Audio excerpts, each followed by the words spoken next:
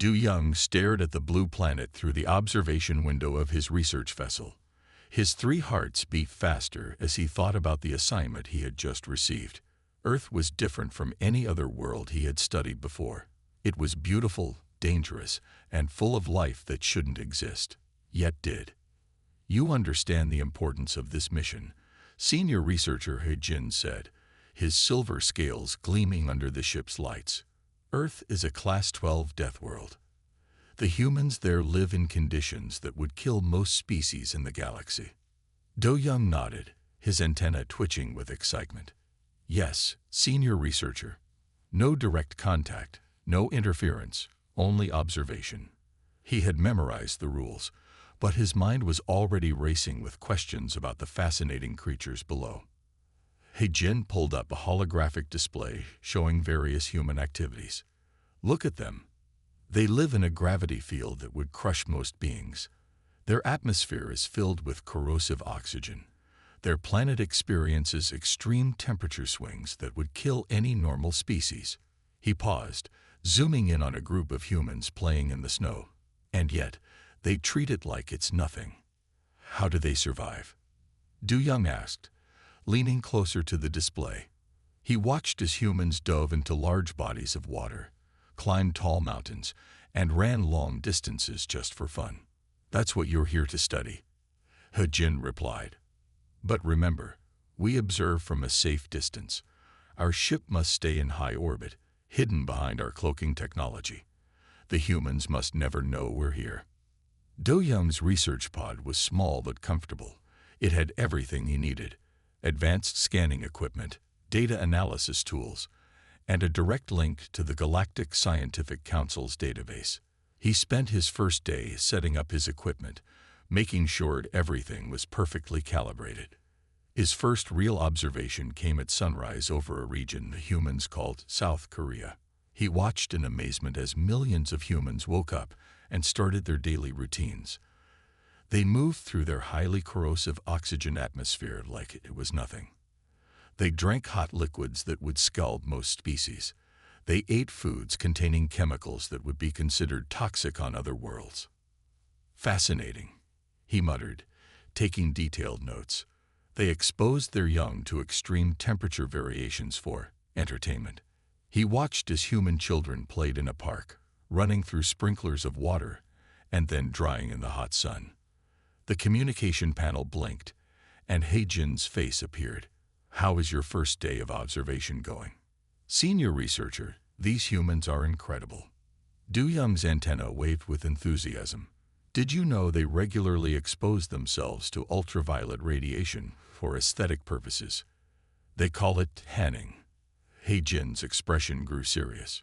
"Remember, Du Young, enthusiasm is good, but don't let it cloud your judgment. Many researchers have become too fascinated with humans. That's why we lost contact with 3 research teams in the past." "Lost contact?" Du Young asked, his antenna freezing in place. "They'd broke protocol, moved too close to observe better. Their ships were never found." He-Jin's scales darkened slightly, a sign of concern. "Earth's gravity well is extremely powerful. If you get too close, you might not be able to escape it." Do Young tried to hide his excitement as he promised to be careful. But as He-Jin's image faded from the screen, he couldn't help moving his observation pod just a little closer to the atmosphere. Just a few thousand kilometers closer wouldn't hurt, right? As the blue planet filled more of his view screen, Du Young didn't notice the small warning light that started blinking on his control panel. He was too busy watching a group of humans preparing to jump out of a perfectly good aircraft with nothing but thin fabric to slow their fall. "Who are you?" he whispered to the screen. "What makes you so different from every other species we studied?" Little did he know, his simple observation mission was about to become much more complicated than anyone had planned. 3 weeks into his observation mission, Du Young couldn't help himself.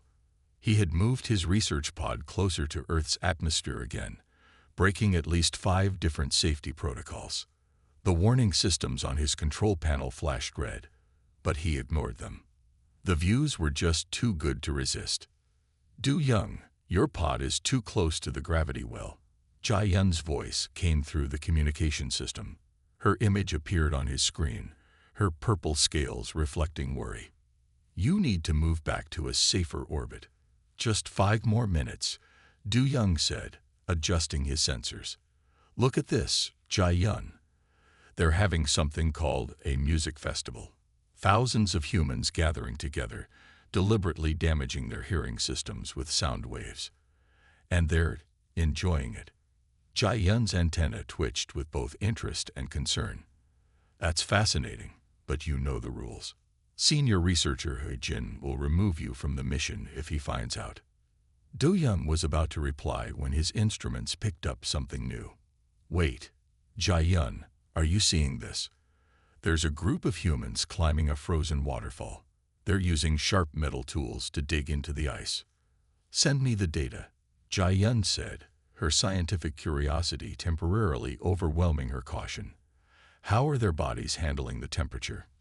That's the amazing part. Du Young leaned closer to his screen. Their core temperature barely changes. They're wearing some kind of insulated covering, but it's so thin. Any other species would freeze solid in seconds. As they watched, one of the human climbers slipped. Both alien researchers gasped, but the human safety equipment caught them. The human climber just laughed and continued climbing. Their comfort with danger is unprecedented, Du Young muttered, making notes. It's like they don't even recognize death-threatening situations anymore. Suddenly, a loud alarm blared through Du Young's pod. The cloaking system was starting to fail. Du Young, Jia Yun's voice was sharp now. Your pod's energy signature is becoming visible to Earth's detection systems. The magnetic field is interfering with our cloaking technology. Du Young's hands flew over the control panel, trying to stabilize the system. I don't understand.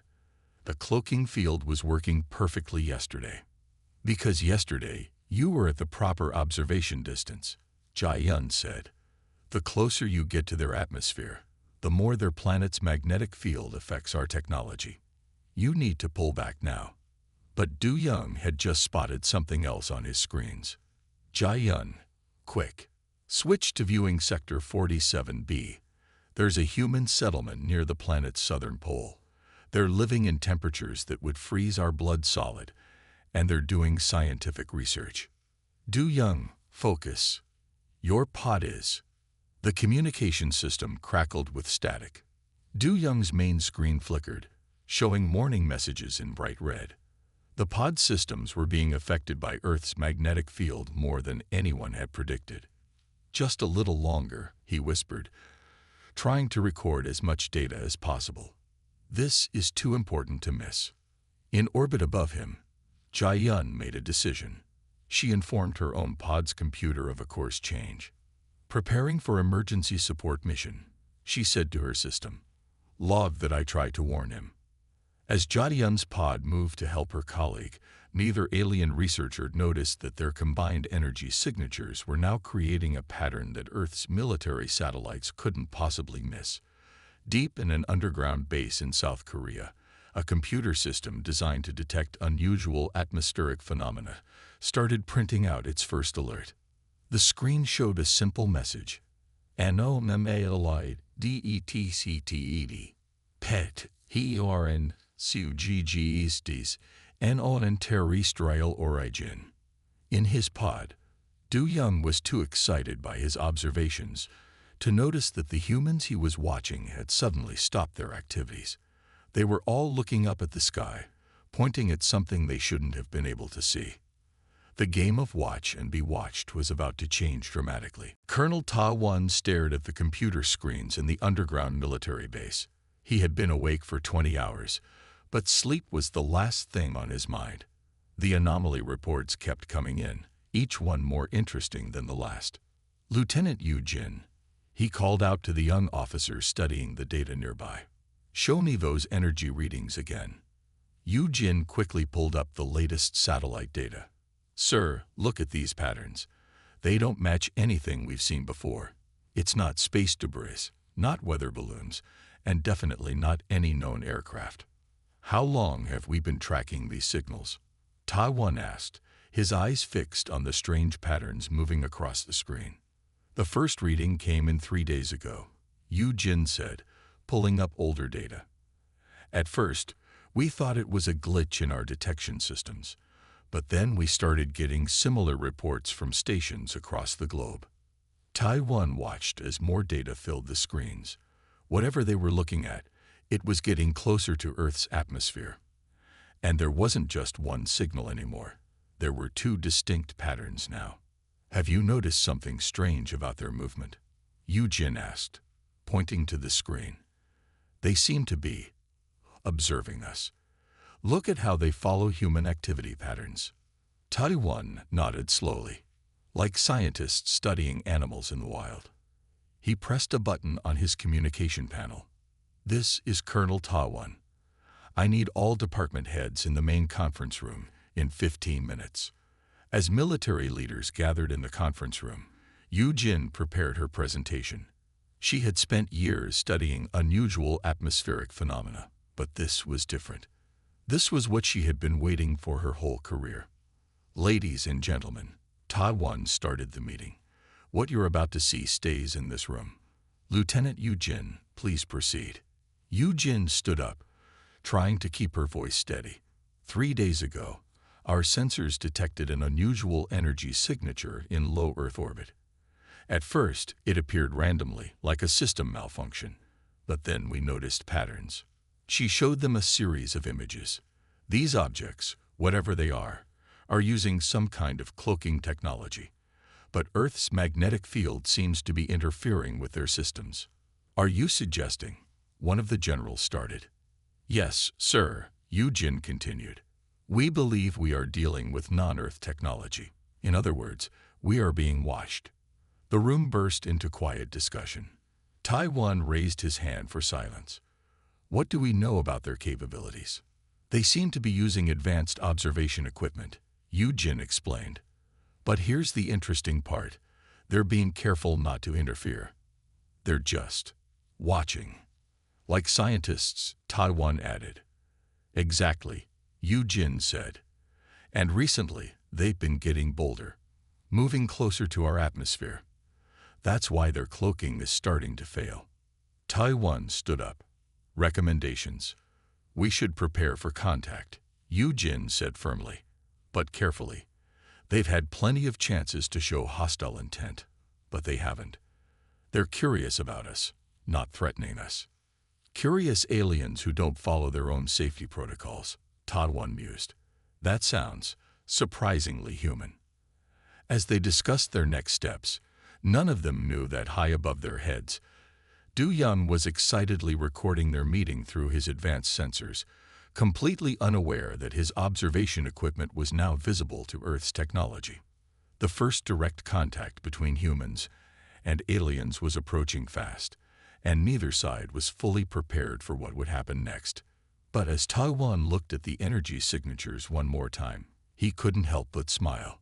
Humanity had been waiting for this moment for centuries, and he was determined to handle it right. Jia-Yun knew something was wrong when her pod's warning systems started flashing red. She had come down to help Du-Young, but now both their ships were having problems. Earth's magnetic field was stronger than their studies had shown. Du-Young, our cloaking systems are failing, she called through the communication system. We need to move back now. Just a few more minutes, Du-Young said, his eyes glued to the screens. The humans are doing something interesting in that military base. They're moving their detection equipment, almost like they're looking for something. Jia-Yun's antenna stood straight up in alarm. That's because they're looking for us. Our energy signatures are visible to their technology. Inside the military base, Lieutenant Yu-Jin was getting excited readings on all her screens. Colonel Tai-1. The signals are getting stronger. They're right above our base. Tai-1 moved quickly to her station. Can we get a visual? Almost, Yu-Jin said, adjusting her equipment. Their cloaking technology is failing. I can almost see, there. On the main screen, a faint outline appeared. It looked like nothing they had ever seen before, a smooth, oval-shaped pod that seemed to shift and change as they watched. Record everything, Ta-1 ordered. And get me a direct line to the Joint Chiefs. They need to see this. Back in space, Du Young's pod started making strange noises. His main control panel was showing critical system failures. Jai-yun. He called out in panic. My pod's gravity stabilizers are malfunctioning. I told you we were too close. Jai-yun tried to move her pod closer to help, but her own systems were starting to fail. The magnetic field is too strong. We need tow. A loud crack interrupted her. Du Young watched in horror as his main viewing screen split right down the middle. Emergency protocol engage, his pod's computer announced. Beginning emergency landing sequence. Landing. Both alien researchers shouted at once. In the military base, alarms started blaring. Yu Jin's eyes widened as she looked at her readings. Sir, one of the objects is losing altitude. It's entering our atmosphere. Ta-1 grabbed his phone. This is Colonel Ta-1. I need immediate authorization for First Contact Protocol 7. This is not a drill. Repeat. This is not a drill. Do Young's pod was shaking now. Earth's gravity was pulling him down, and his stabilizers weren't working. Through his cracked screen, he could see the ground getting closer. Jai-yun. Help. I'm trying. Jai-yun fought with her controls, but her pod was being affected too. Your pod is pulling mine down with it. The gravity link between our ships is still active. On the ground, Ta-1 was mobilizing his forces. I want all non-essential personnel evacuated. Lieutenant Yu Jin, you stay with me. We're going to greet our visitors. Do you think they're hostile? Yu Jin asked, checking her tablet one more time. No, Ta-1 said thoughtfully. I think they're scientists who got in over their heads. Let's show them how humans handle first contact. Do Young's pod was now clearly visible to everyone on the ground. The cloaking system had failed completely, revealing a sleek silver vessel about the size of a small car. Jai-yun, Du Young said quietly. I think I made a mistake. You think? Jai-yun replied, her own pod now visible as well. He-jin is going to kill us, if these humans don't do it first. As both alien pods descended toward the military base, Ta-1 stood calmly in the courtyard. Around him, soldiers took positions, their weapons ready but not aimed. Well, he said to Yu Jin, I guess they're coming to us. Let's give them a proper Earth welcome.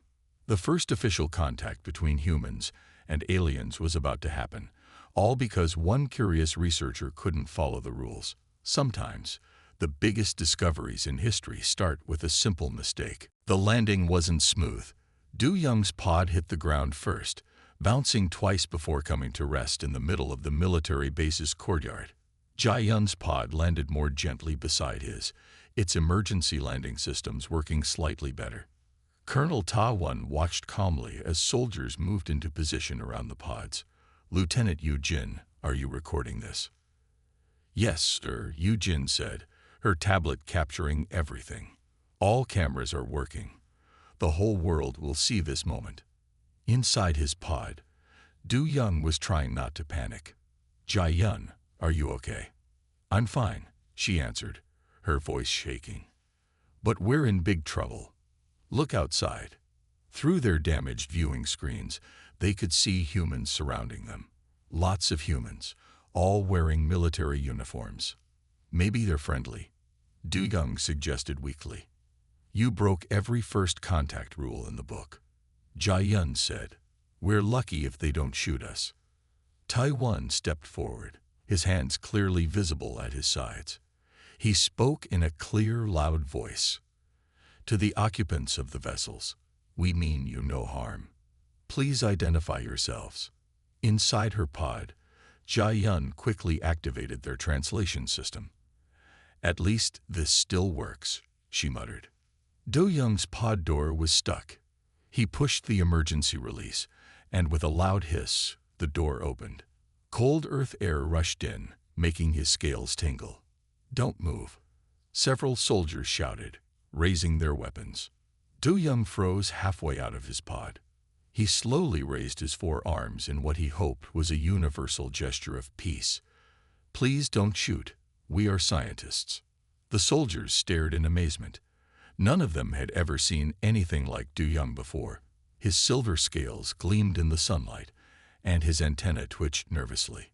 Yu Jin stepped forward, her eyes wide with wonder. "Colonel, their translator works perfectly. They speak our language." "We've been studying you," Jai Yun called out from her pod, which was now opening too. "We're researchers from the Galactic Scientific Council. We were supposed to observe only, but my friend got too curious," she added, giving Du Young an angry look. Taiwan nodded slowly. "You've been watching us. We detected your presence 3 days ago." Du Young's antenna drooped in shame. "Our cloaking technology failed because we got too close. Earth's magnetic field is stronger than we expected."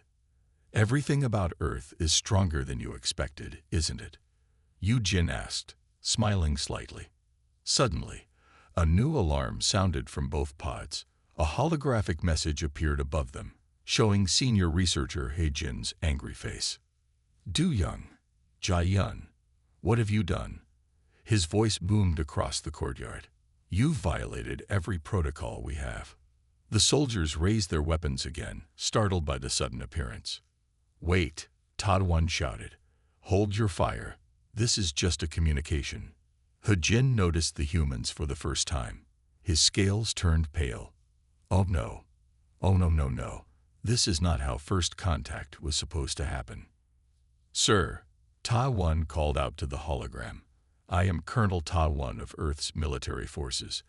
Since we're already here, perhaps we can make the best of this situation." He Jin looked surprised. "You're not shooting at them." "Should we be?" Taiwan asked calmly. "No, we're peaceful researchers," He Jin said quickly. "Just very bad at following rules, apparently," he added, glaring at Du Young. Yu Jin stepped forward again. "Maybe this is better than a formal first contact. Now we can see who you really are. Scientists who get excited about discovery, just like us." Du Young's antenna perked up hopefully. Maybe they weren't going to die after all. But as He Jin's hologram began discussing emergency protocols with Taiwan, he knew one thing for sure. He was never going to hear the end of this. 2 hours after the landing, Du Young and Jai Yun sat in a military conference room. Their scales itched from Earth's dry air, but they tried to stay still. Across the table, Colonel Taiwan and Lieutenant Yu Jin watched them with great interest. "So," Taiwan said, "you've been studying us like, what did you call it?" "A Class 12 Deathworld species," Du Young answered. His antenna drooped when he saw the humans' expressions. "Is that offensive? We didn't mean it to be." Yu Jin couldn't help but laugh. "You mean you've been up there thinking we're some kind of super tough creatures living in horrible conditions? But you are," Jai Yun said, pulling up a holographic display from her portable device. "Look at these readings. Your gravity is crushing. Your oxygen levels are toxic to most species. Your temperature ranges are extreme.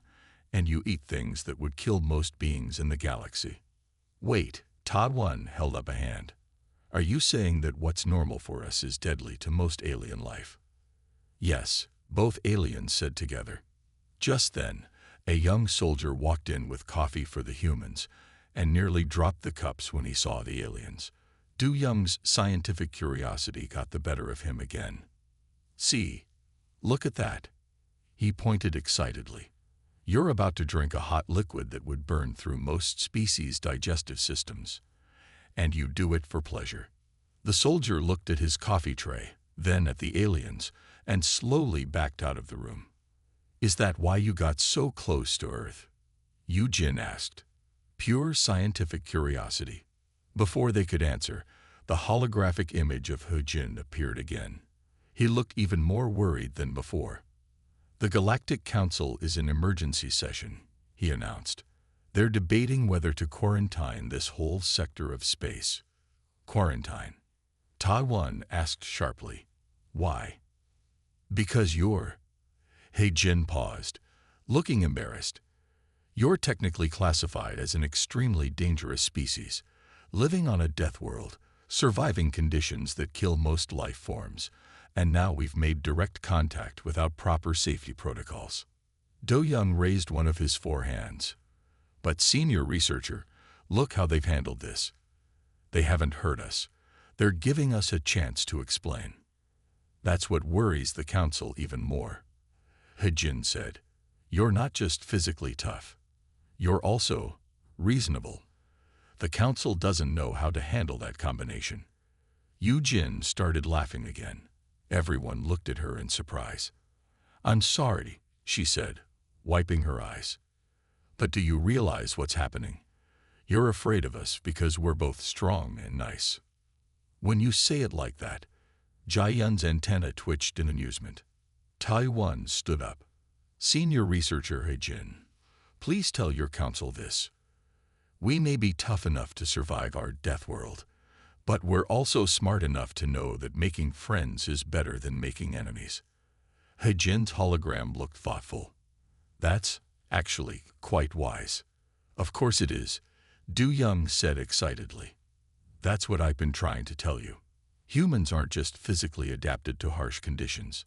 They've developed amazing cultural and social adaptations too. Du Young, Jai-Yun warned, you're getting excited again. But I'm right this time, he insisted. We've been so focused on their physical abilities that we missed something much more important, their ability to handle unexpected situations with wisdom and creativity. He-Jin was quiet for a moment. I need to share this perspective with the council. Maybe this accident isn't the disaster we thought it was. As He-Jin's hologram disappeared, Tai-Wan looked at the 2 alien researchers with a smile. While we wait for your council's decision, would you like to learn more about us? And maybe we could learn about you too. Do Young's antenna perked up with joy. This was exactly what he had hoped for. A chance to learn about humans up close, even if he was probably going to lose his job over it. The next morning, Colonel Tai-Wan's military base was buzzing with activity. News of the alien visitors had spread, but instead of panic, humans showed their most interesting trait: adaptation.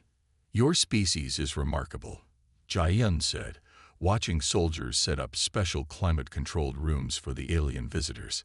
In just 12 hours, you've modified your facilities to meet our biological needs. Lieutenant Yu-Jin smiled as she checked the environmental controls. It's what we do best. We see a problem. We fix it. Do Young was fascinated by how quickly humans worked. They had already created comfortable spaces with lower gravity and less oxygen for their alien guests. Even more surprising was how they handled the news of alien life. I don't understand, he said to Tai-Wan. Why isn't everyone panicking? Oh, some people are, Tai-Wan replied calmly. But most humans have been expecting aliens to exist. We've been making movies about meeting aliens for over 100 years. Movies? Jai-Yun asked. Yu-Jin pulled up some old science fiction films on her tablet. Look, we've been imagining meeting aliens for generations.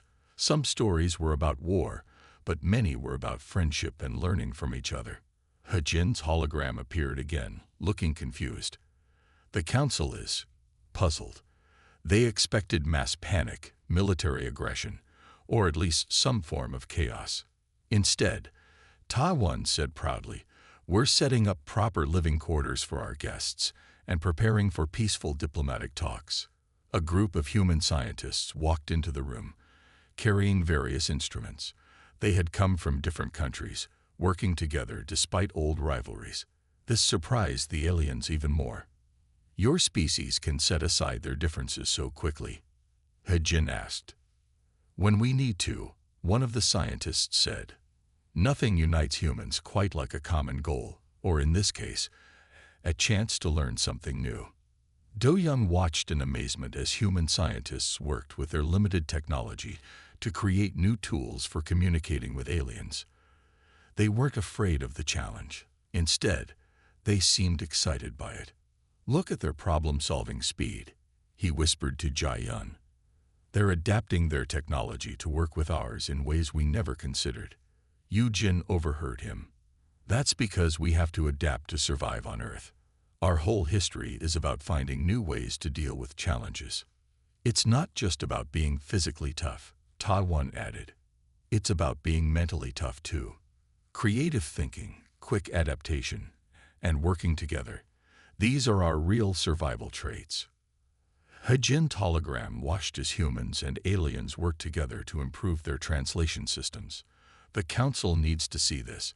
They're still debating whether humans are too dangerous to contact. Dangerous? A human scientist laughed.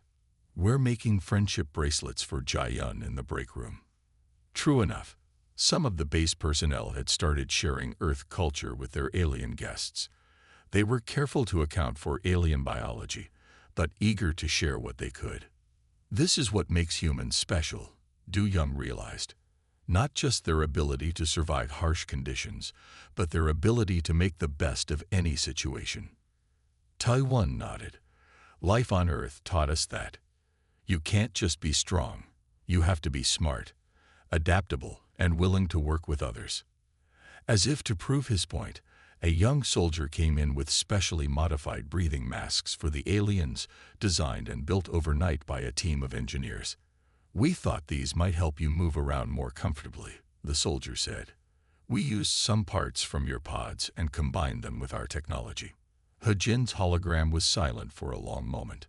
Perhaps, he said finally, we need to reconsider what makes a species dangerous. Humans aren't dangerous because they're tough. They're remarkable because they're tough and kind. Do-young's antenna wiggled happily. His research mission had gone completely wrong, but somehow it was turning out better than anyone could have expected. 1 week after the accidental landing, the Galactic Scientific Council called an emergency meeting. Du-young and Jai-yun stood nervously before the holographic displays of the council members, while Colonel Ta-1 and Lieutenant Jin represented Earth.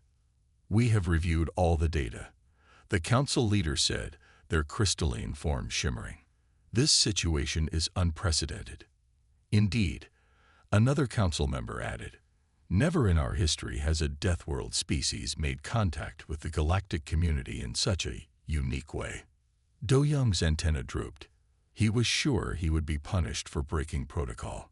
Jai-yun stood closer to him in support, even though she was just as worried. However, the council leader continued, the humans' response to this incident has been most enlightening. Jin stepped forward. We hope we've shown that Earth's classification as just a death world might be too simple.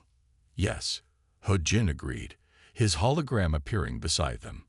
I've submitted my report on human adaptability. They're not just physically resistant to extreme conditions. They show remarkable mental and social adaptability too. The council displayed images from the past week. Humans quickly creating alien-friendly environments, scientists from different nations working together, and even children drawing pictures of their new alien friends. In 7 Earth days, the council leader noted, humans have modified their facilities for alien biology, combined their technology with ours to improve communication, and show no fear of species they consider very different from themselves. Tai-1 smiled. That's because we're curious by nature. Meeting you isn't just a challenge, it's an opportunity to learn and grow. A new council member spoke up. But they're still dangerous. Look at how quickly they adapted our technology. Yes, Jin replied calmly. We adapted it to help our visitors breathe more comfortably. Being capable of something dangerous doesn't mean we'll use it to cause harm. Do-young couldn't stay quiet any longer. Council members, my mission was to observe humans. I broke protocol because I was fascinated by them. But what I discovered by accident was more important than any planned observation. Explain, the council leader said. Humans don't just survive their death world. They thrive in it. They don't just endure challenges. They get excited by them. They're tough enough to live in extreme conditions, but gentle enough to care for weaker species. Jai-yun added, they even made their base uncomfortable for themselves to make it comfortable for us. What other dangerous species would do that? The council was quiet for a long moment. Finally, The council leader spoke again. "We have made our decision," they announced. "Earth will not be quarantined. Instead, we are creating a new classification. Adaptive Deathworld Species, Class 1. Earth will be the first planet in this category." Everyone looked confused. "What does that mean?" Taiwan asked. "It means," He Jin explained excitedly, "that Earth is still considered a death world, but its species is recognized as having unique adaptive and diplomatic capabilities. Furthermore," the council leader added, "we are inviting Earth to join the council's Sinobiological Research Division. Your unique perspective could be valuable." Do Yum's antenna shot up in surprise. "Does this mean I'm not being punished?" "Oh, you are definitely being punished," He Jin said. "You and Jai Yun will serve as Earth's first alien diplomats and research coordinators. Consider it a promotion and a punishment. You'll be doing lots of paperwork." Yu Jin laughed. "Don't worry. I've been assigned as your human partner. We'll figure it out together." As the council meeting ended, Taiwan looked at the strange group around him. 2 alien researchers who broke all the rules, a young lieutenant who loved solving puzzles, and holograms of alien leaders trying to understand humanity. "Well," he said with a smile, "I guess this is how history gets made. Not by following all the rules, but by being brave enough to learn from our mistakes." Do Yum's antenna wiggled happily. He might have failed at his original mission, but he had helped start something much more important. A new chapter in galactic history, where being different wasn't dangerous, it was valuable.